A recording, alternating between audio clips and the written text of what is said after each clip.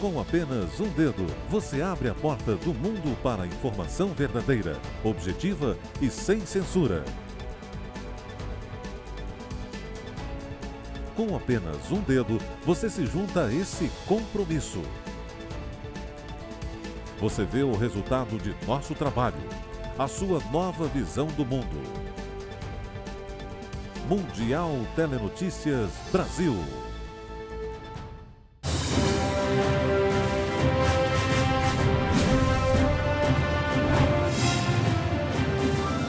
Olá, eu sou Paulo Echevarria e já estou de volta com outra edição do Mundial Telenotícias. Acompanhe comigo.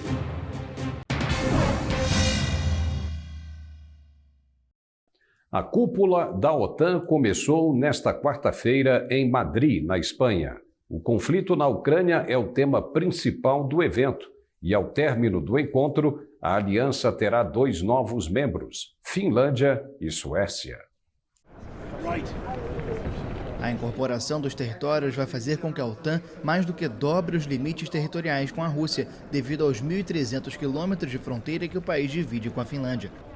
O acesso dos 2 países à organização vai ser possível depois que a Turquia retirou o veto.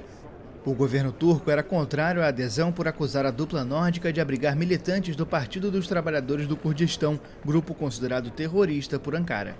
Nesta quarta-feira, o presidente dos Estados Unidos, Joe Biden, anunciou que vai reforçar o contingente da OTAN na Europa, com a ampliação da presença na Espanha, Polônia, Romênia, Reino Unido, Alemanha, Itália e nos Estados Bálticos. O secretário-geral da OTAN, o norueguês Jens Stoltenberg, declarou que a reunião de cúpula vai ser histórica e transformadora.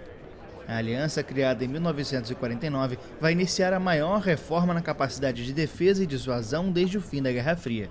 O presidente da Ucrânia, Volodymyr Zelensky, vai discursar por videoconferência e deve insistir na demanda por mais ajuda militar, com equipamentos modernos para enfrentar a Rússia. Os membros da OTAN, que já enviaram bilhões de dólares em ajuda a Kiev, devem anunciar um programa de assistência completo para ajudar o país a fazer valer o direito à legítima defesa. E após o aval da Turquia, a OTAN vai convidar a Suécia e a Finlândia para aderirem à aliança militar. A afirmação é do secretário-geral da organização, Jens Stoltenberg, e o anúncio foi feito em Madrid. Tenho o prazer de anunciar que agora temos um acordo que abre caminho para a Finlândia e a Suécia aderirem à OTAN, disse Stoltenberg, no primeiro dia de reuniões da cúpula da OTAN. O acordo responde às preocupações da Turquia, que era contrária à adesão pela proximidade dos 2 países nórdicos com grupos independentistas curdos, acrescentou o secretário-geral. Suécia e Finlândia solicitaram a adesão à OTAN poucas semanas depois da invasão russa da Ucrânia. E o presidente Joe Biden se encontrou com o colega turco Tayyip Erdogan em Madrid nesta quarta-feira. Biden agradeceu o presidente turco por abandonar a oposição à entrada da Finlândia e da Suécia na OTAN. Os Estados Unidos também sinalizaram apoio ao plano da Turquia de comprar aviões de guerra F-16. Um alto funcionário dos Estados Unidos sinalizou forte apoio ao desejo da Turquia de reforçar a força aérea com novos caças F-16 e melhorias na frota antiga. Celeste Wallander, secretária assistente de defesa para assuntos de segurança internacional, disse a repórteres que o Departamento de Defesa dos Estados Unidos apoia totalmente os planos de modernização da Turquia. Segundo ela, a Turquia é um aliado estratégico da OTAN, altamente capaz, altamente valorizado, e as capacidades de defesa turca contribuem para a defesa da OTAN. O presidente da Ucrânia, Volodymyr Zelensky, disse nesta quarta-feira ao presidente da Indonésia, Joko Widodo, que participará da próxima cúpula do G20 em Bali. Mas isso vai depender de quem estiver participando. Zelensky disse que aceita o convite, mas a participação da Ucrânia depende da situação de segurança no país e da composição dos participantes da cúpula. Widodo estava em Kiev nesta quarta-feira, antes de ir a Moscou para se encontrar com Putin. A Indonésia, como a maioria das principais economias emergentes, tentou manter uma posição neutra e pediu uma resolução pacífica para a ofensiva de meses da Rússia na Ucrânia. A Indonésia detém a presidência rotativa do G20 este ano e e Jacarta está sob pressão ocidental para excluir o presidente da Rússia da reunião, depois de anunciar em abril que ele havia sido convidado. O primeiro-ministro italiano, Mario Draghi, disse ontem que o Widodo descartou a participação de Putin na cúpula do órgão em novembro, uma declaração que o Kremlin rapidamente rejeitou. As nações do G20 representam cerca de 80% da produção econômica mundial total, enquanto o G7 contribui com cerca de 31%. Putin se juntou à cúpula do G20 do ano passado em Roma, em outubro, por videoconferência, devido à crise do coronavírus. E na Ucrânia, equipes de resgate seguem trabalhando nos destroços de um centro comercial em Kremenchuk. Um ataque russo com mísseis deixou pelo menos 18 mortos e mais de 50 feridos. Moscou alega que a investida tinha como alvo um depósito onde as armas enviadas pelo Ocidente tinham sido armazenadas e o shopping vazio situado perto dele pegou fogo. Все средства массовой информации на Западе взорвались видеороликами из Кременчуга, где они показывали кадры горящего торгового центра, обвинив российских военных в том, что они бомбят гражданскую инфраструктуру. Министерство обороны России очень четко и понятно разъяснило, что на самом деле произошло. O ataque foi tratado pelo presidente ucraniano Volodymyr Zelensky como ato terrorista, enquanto o G7 classificou como crime de guerra. Я говорю это к тому, что чем больше будет поставляться оружие, которое призвано продлить конфликт, продлить страдания мирных граждан, которые постоянно живут под обстрелами украинского неонацистского режима, тем больше задач мы будем выполнять на земле. Задача эта будет выполнена. A declaração está alinhada ao discurso desta terça-feira do porta-voz de Vladimir Putin, Dmitry Peskov.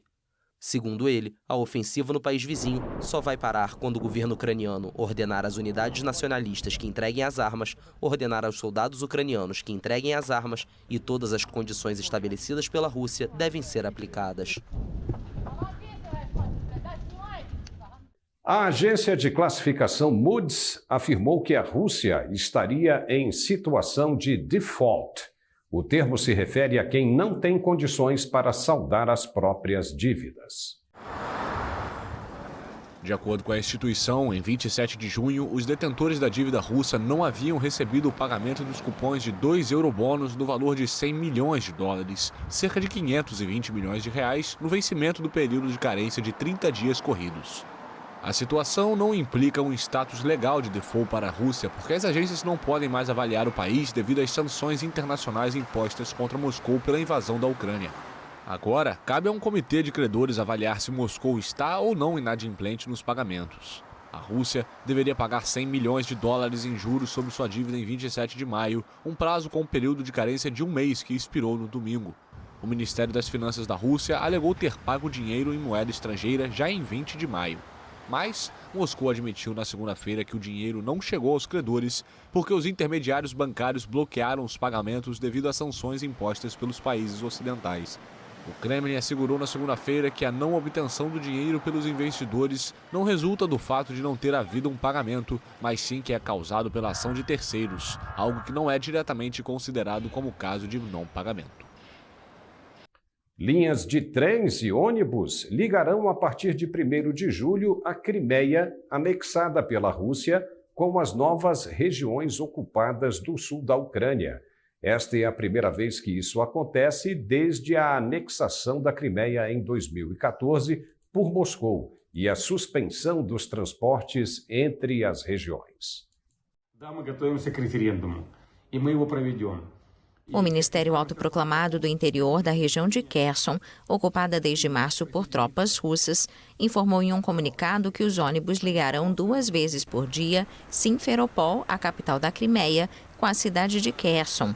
Também vai ser criada uma conexão entre Simferopol e as cidades ocupadas de Melitopol e Berdiansk, na região ucraniana de Zaporísia, parcialmente controlada pelo exército russo.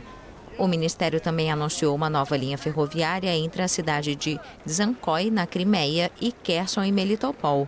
O comunicado acrescenta que a Guarda Nacional Russa vai garantir a segurança dos transportes. Desde a tomada dos territórios no sul da Ucrânia, Moscou exerce uma política de implementação russa.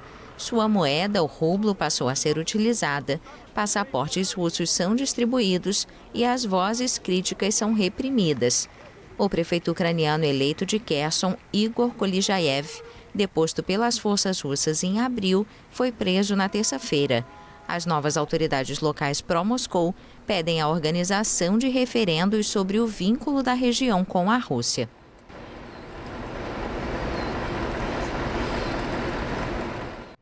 E depois do intervalo, estamos de volta com mais informações. Até já. Quando você precisa saber rapidamente o que está acontecendo nos lugares mais remotos do planeta, só existe um lugar em sua própria língua. Mundial Telenotícias Brasil, sua nova visão do mundo.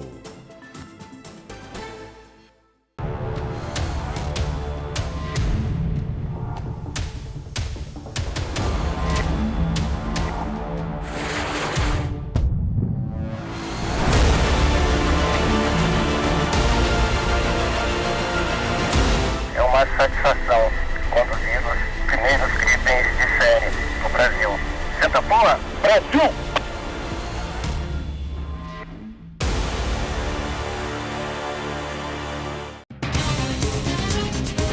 É uma questão de tempo antes que você ouça a notícia.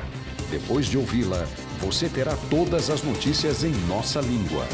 Agora existe uma nova visão do mundo e um novo lugar para acompanhá-lo. Mundial Telenotícias. Nas Filipinas, o site de notícias Rappler recebeu ordens para encerrar as atividades. O portal foi cofundado pela jornalista filipina Maria Ressa, vencedora do Prêmio Nobel da Paz. A informação foi divulgada pela empresa nesta quarta-feira, um dia antes do presidente Rodrigo Duterte deixar o poder. Absolutely. We continue to work. It is business as usual. We will follow the legal, there is a process, and we'll follow the legal process. We'll continue to stand up for our rights. Essa tem sido uma crítica veemente do político e da guerra mortal contra as drogas que ele iniciou ao assumir a presidência em 2016. Essa oposição rendeu à jornalista e ao site Rappler uma longa lista de denúncias, investigações e ataques. A ordem do fechamento foi emitida pela Comissão de Valores Imobiliários das Filipinas. Em um comunicado, o órgão confirmou a revogação dos certificados de incorporação da Rappler por violar restrições constitucionais e regulamentares à propriedade estrangeira nos meios de comunicação. O Rappler afirmou que a decisão confirma efetivamente o fechamento da empresa, mas informou que pretende recorrer contra a medida ao descrever o processo como muito irregular. Maria Ressa, que também tem cidadania americana, e o jornalista russo Dmitry Muratov venceram em outubro o Nobel da Paz por seu esforço para salvaguardar a liberdade de expressão. O governo da Bolívia criticou a proposta do presidente Jair Bolsonaro de conceder asilo político a Jeanine Áñez.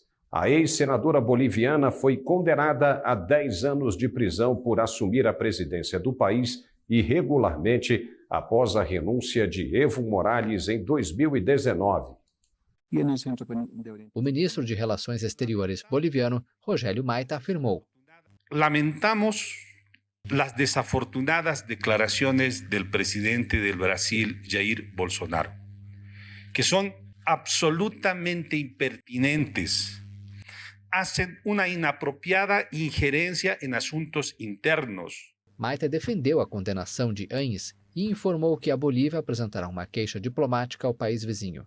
Bolsonaro declarou no domingo que faria o possível para a ida de Áñez ao Brasil.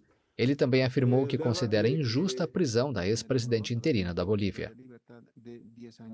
Nos Estados Unidos, dezenas de pessoas se reuniram em San Antônio, cidade texana perto da fronteira com o México, para fazer uma vigília. O ato foi em memória aos 51 migrantes encontrados mortos na segunda-feira em um caminhão abandonado. Várias pessoas tomaram a palavra para lamentar o ocorrido, pedir mudanças às autoridades ou fazer orações. También a par mis respetos de una manera personal, fui a dejar flores, fui a dejar una cruz ahí, porque lastimosamente muchos de estos inmigrantes tienen familia, pero está lejos y no podrá llegar hasta este sitio para pagar su respeto, así que en nombre de ellos pues también estoy aquí. Y yo sé por qué venimos aquí, no venimos a hacer crímenes, solo venimos a un futuro mejor. Yo sé que mis hijos no tendrían esas oportunidades que tienen aquí en otros países. A vigília contou com a presença do prefeito de San Antônio, Ron Nirenberg, que escutou em silêncio a solenidade e saiu sem dar declarações. Os corpos das dezenas de imigrantes foram encontrados em um caminhão em uma rodovia da cidade. Quase metade das vítimas eram de mexicanos, também havia 7 guatemaltecos, 2 hondurenhos e 19 que ainda não se sabe a nacionalidade. Na Cisjordânia, um funeral reuniu nesta quarta-feira familiares de mais um jovem palestino morto em uma operação do Exército de Israel em Jenin. O Ministério da Saúde local informou que Mohamed Marei, de 25 anos, morreu ao ser atingido por um tiro no peito. A agência palestina Wafa também disse que o homem foi morto por soldados israelenses. O exército do Estado hebreu informou que os soldados prenderam 2 palestinos procurados por atividades terroristas em Jenin e afirmou que suspeitos jogaram artefatos explosivos contra os soldados, que responderam com tiros. O comunicado diz que uma pessoa foi atingida sem dar mais detalhes. O exército israelense intensificou nas últimas semanas as operações em Jenin. O campo de refugiados no local é um reduto das facções armadas palestinas. Desde o fim de março, as forças israelenses realizam operações quase diárias na Cisjordânia, após uma série de ataques de palestinos e árabes israelenses em Israel e na Cisjordânia, que mataram 19 pessoas, a maioria civis. Pelo menos 48 palestinos e 3 agressores árabes israelenses foram mortos nessas ações. Alguns deles eram membros de grupos armados, mas também havia civis, incluindo uma famosa jornalista palestina que cobria uma operação em Jenin. 20 pessoas foram encontradas mortas na região de Kufra, no deserto da Líbia, nesta quarta-feira por uma equipe de resgate. De acordo com os socorristas, todas morreram de sede e desidratação. O comunicado da equipe informou que as vítimas partiram de carro do país vizinho, Chad, e após uma viagem de 120 quilômetros em território líbio, o veículo quebrou. A equipe postou um vídeo no Facebook mostrando os corpos em decomposição no deserto perto de uma caminhonete. A região escassamente povoada registra rotineiramente temperaturas acima de 40 graus no verão.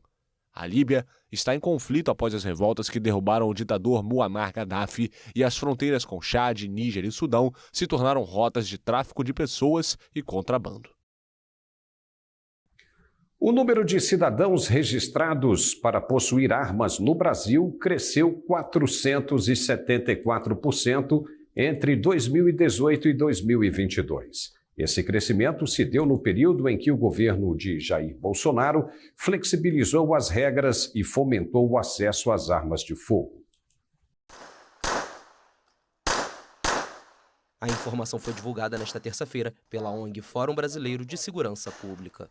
Em 2018, no ano da eleição de Bolsonaro, havia 117.467 pessoas registradas como colecionador, atirador desportivo e caçador, os chamados CACs.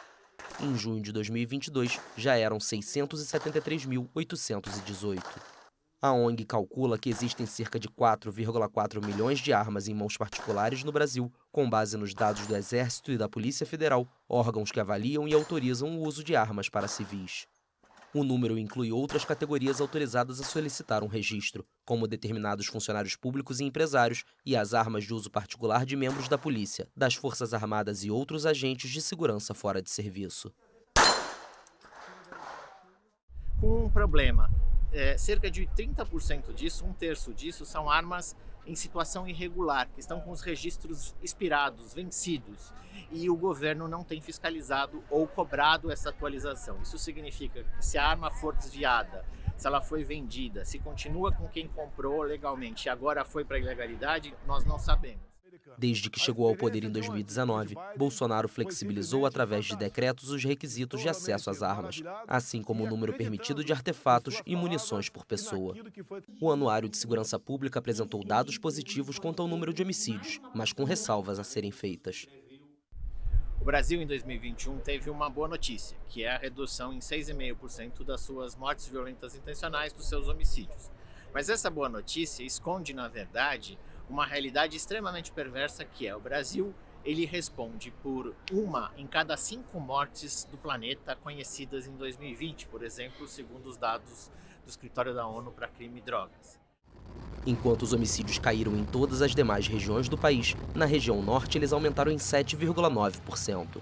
E a Amazônia Legal concentra 13 das 30 cidades com maiores índices de assassinatos do país.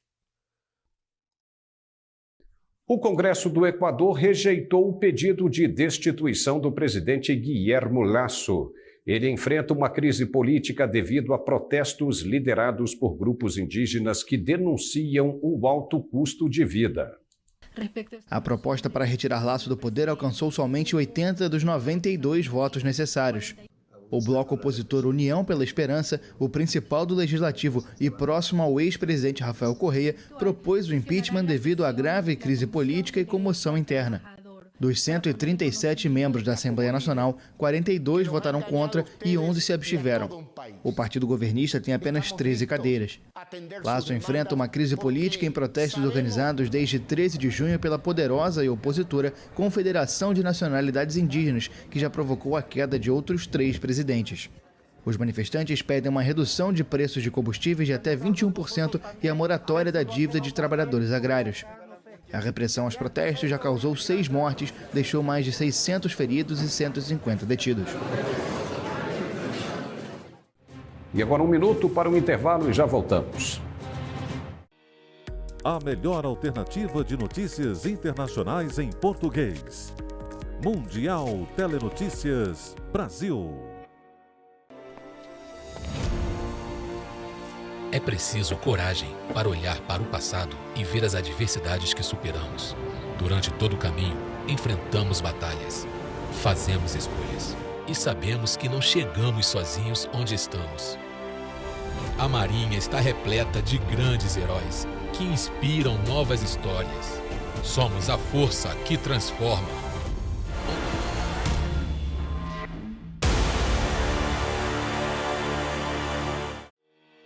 Agora existe uma nova visão do mundo e um novo lugar para acompanhá-lo. Mundial Telenotícias.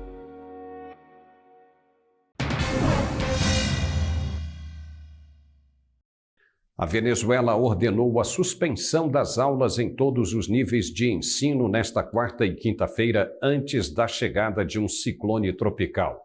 Voos gerais e privados também estão sendo cancelados. O Instituto Nacional de Aeronáutica Civil, o INAC, indicou em comunicado que restringe as operações aéreas da aviação geral e privada sem dar mais detalhes. As autoridades meteorológicas afirmaram que o ciclone vai afetar Caracas e outros 9 estados costeiros. As medidas se somam também à proibição de saída de barcos, fechamento de praias e algumas estradas com algum tipo de risco, e de forma preventiva, segundo a vice-presidente Delcy Rodrigues. De acordo com as autoridades, as chuvas fortes podem trazer ventos de até 60 km por hora e recomendaram à população que proteja as portas, janelas e telhados. O surfista brasileiro Felipe Toledo conquistou pela 4ª vez o título do Circuito Mundial de Surf. E a vitória, com nota 10 na bateria final, foi na etapa do Rio de Janeiro. O paulista de Ubatuba, Felipe Toledo, faturou o tetracampeonato do Rio Pro, etapa da Liga Mundial de Surf, disputada na praia de Itaúna, em Saquarema, no Rio de Janeiro. Filipinho levou nota 10 durante a bateria final, valendo o título contra o conterrâneo Samuel Pupo. Com o triunfo em Saquarema, Filipinho chegou aos 50.040 pontos, e se distanciou ainda mais na liderança da classificação geral. Na última etapa, em El Salvador, o paulista já havia assegurado presença na final da Liga Mundial em setembro. A final do circuito mundial reúne os 5 surfistas com maior pontuação na temporada. Para chegar à final contra Pupo, Filipinho venceu a semi contra o Iago Dora. O 7 vezes campeão do mundo de Fórmula 1, Lewis Hamilton, reagiu às declarações racistas do ex-piloto Nelson Piquet. Os comentários do brasileiro foram condenados também pela FIA, que os classificou como inaceitáveis. No Twitter, o britânico escreveu que é mais do que linguagem e que mentalidades arcaicas precisam mudar, acrescentando que houve muito tempo para aprender e chegou a hora de agir. Em uma entrevista concedida ao site motorsports.com em outubro, Piquet, de 69 anos, comentou um incidente na primeira volta do GP da Grã-Bretanha entre Hamilton e o holandês Max Verstappen, que acabou com o abandono do piloto da Red Bull. Durante sua fala, o ex-automobilista se referiu a Hamilton como o neguinho e disse que a manobra foi de sacanagem. As declarações foram condenadas pela Federação Internacional de Automobilismo e pela organizadora do Mundial de Fórmula 1, que afirmou em um comunicado que linguagem discriminatória ou racista é inaceitável de qualquer forma e não tem espaço na sociedade. Os 27 países membros da União Europeia aprovaram na madrugada desta quarta-feira o projeto do Executivo Comunitário para encerrar a venda de carros novos a combustão até 2035 e reduzir assim as emissões a zero.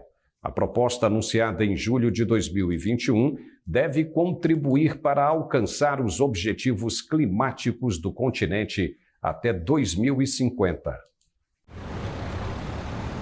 A pedido de alguns países, como a Alemanha e Itália, os 27 concordaram em contemplar a futura admissão de tecnologias alternativas, como combustíveis sintéticos ou motores híbridos recarregáveis, se permitirem a eliminação total das emissões de gases de efeito estufa. Os ministros do Ambiente europeus também prorrogaram até o final de 2035 as isenções de emissões concedidas aos fabricantes de nicho ou aqueles que produzam menos de 10 mil veículos por ano. Esta cláusula, muitas vezes chamada de emenda Ferrari, vai beneficiar particularmente as marcas de luxo. Estas medidas devem agora ser negociadas com os eurodeputados, que este mês também se posicionaram sobre as propostas do Executivo Europeu. A indústria automobilística europeia, que tem investido fortemente na eletrificação do setor, teme o impacto social de uma transição muito rápida. Um ruído no motor nos bastidores da Tesla. De acordo com a imprensa americana, a montadora de veículos elétricos encerrou as atividades de um de seus escritórios em San Mateo, na Califórnia. O local empregava quase 200 funcionários do grupo. Até o momento, a empresa, que pertence ao bilionário Elon Musk, não confirmou a informação. Mas, na semana passada, o magnata mais rico do mundo afirmou em um discurso que 10% dos postos de trabalho em tempo integral da montadora seriam cortados nos próximos meses, mas que aumentaria o número de funcionários que recebem por hora. Os trabalhadores afetados atuavam na análise de dados do sistema de assistência ao motorista, denominado Autopilot. De acordo com o site especializado TechCrunch, 81 membros da equipe de San Mateo permaneceram empregados e vão ser transferidos para a fábrica de Buffalo, em Nova York. A Tesla tinha quase 100 mil funcionários em todo o mundo no final de 2021. 20 anos de prisão. Esta foi a sentença anunciada em Nova York para Ghislaine Maxwell, por ajudar o falecido consultor financeiro Jeffrey Epstein a abusar sexualmente de menores. A filha do magnata britânico da imprensa Robert Maxwell já havia sido considerada culpada em dezembro por tráfico sexual de menores para o bilionário, que se suicidou na prisão em 2019 enquanto aguardava ser julgado pelo crime. Após o anúncio da sentença, Annie Farmer, vítima de Ghislaine Epstein, que esteve no tribunal, se mostrou aliviada. May this sentence demonstrate that it is never too late for the truth to come out and never too late for there to be accountability.